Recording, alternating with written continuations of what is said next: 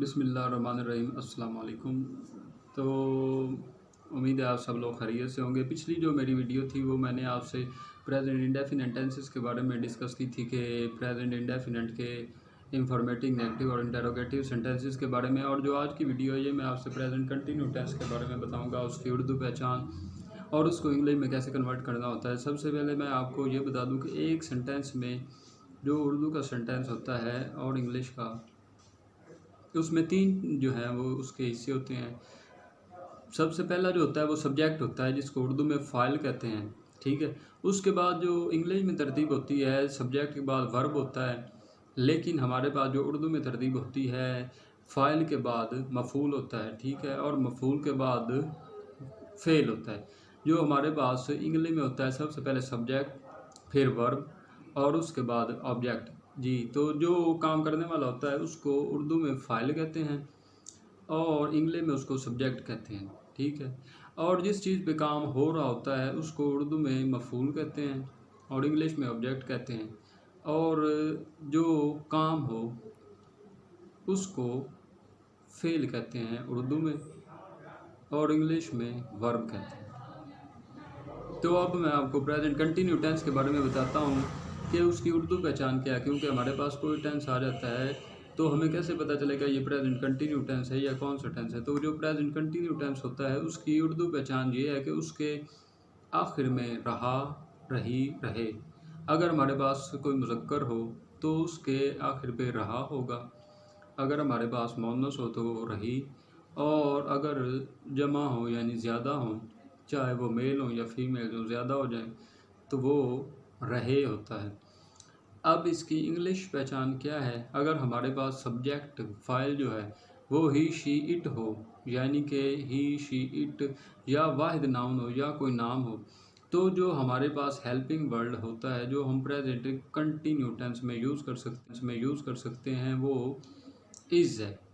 उसके बाद अगर हमारे पास जो सब्जेक्ट है वो आई हो तो आई के साथ हमारा हेल्पिंग वर्ड एम होता है। और अगर हमारे पास जो सब्जेक्ट है वो वी, यू, दे हो तो हमारे पास जो हेल्पिंग वर्ड होता है जो हम यूज़ कर सकते हैं प्रेजेंट कंटिन्यू टेंस में वो आर होता है। यानी कि हम लोगों को ये पता चल गया कि हमारे पास हेल्पिंग वर्ड जो प्रेजेंट कंटिन्यू टेंस में है वो इज़, एम, आर होते हैं। तो हमने सब्जेक्ट की मुनासबत से उनको एडजस्ट करना होता है। अगर हमारे पास सब्जेक्ट ही, शी, इट हो तो हमने वहाँ पर इज़, अगर आई हो तो एम, वो, यू, दे हो तो आर। यानी कि अब आप लोगों को उर्दू पहचान और उसके इंग्लिश बनाने का पता चल गया। मैं आपके सामने कुछ सेंटेंस जो हैं वो रखता हूँ ताकि एग्जाम्पल के तौर पे, ताकि आपको मज़ीद वाज़ेह हो सके। हमारे पास एक टेंस है वो खाना खा रहा है, ठीक है, तो क्योंकि सब्जेक्ट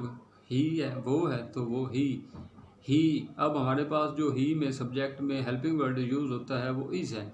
तो ही इज़ क्या कर रहा है, खा रहा है, तो खाने की इंग्लिश क्या होती है, ईट, ठीक है। तो जब भी हम लोग प्रेजेंट कंटिन्यू टेंस में फिक्रे को कन्वर्ट करने लगे तो हमने इसकी पहली फॉर्म के साथ ING का इजाफा कर देना होता है। यानी कि खाने की पहली फॉर्म ईट है तो हम उसके साथ ING का इजाफा करेंगे तो वो क्या हो जाएगा, ईटिंग। क्या खा रहा है, खाना खा रहा है, तो फूड, ठीक है, ही इज़ ईटिंग फूड।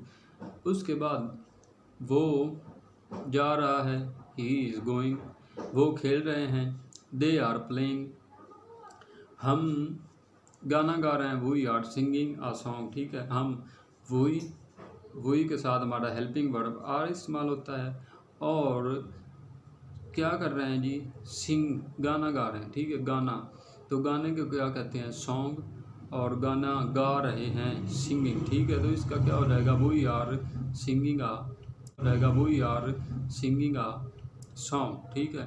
उसके बाद जब आप प्रेजेंट कंटिन्यू टेंस को नेगेटिव या इंटेरोगेटिव सेंटेंस में तब्दील करें तो इसका नहायत ही आसान तरीका है। जब हम किसी भी टेंस को नेगेटिव सेंटेंस बनाने लगे, प्रेजेंट कंटिन्यू टेंस को, तो हमने हेल्पिंग वर्ड के साथ नॉट लगा देना होता है। जैसे कि वो क्रिकेट नहीं खेल रहा है, ठीक है, he is not playing cricket, ठीक है, he is not playing cricket. जब भी आप लोग प्रेजेंट कंटिन्यू टेंस को नेगेटिव सेंटेंस में तब्दील करेंगे तो आपने इमदादी फेल के साथ नॉट लगा देना होता है, तो वो हमारा नेगेटिव सेंटेंस बन जाता है। जैसे कि वो स्कूल नहीं जा रहा है, he is not going to school.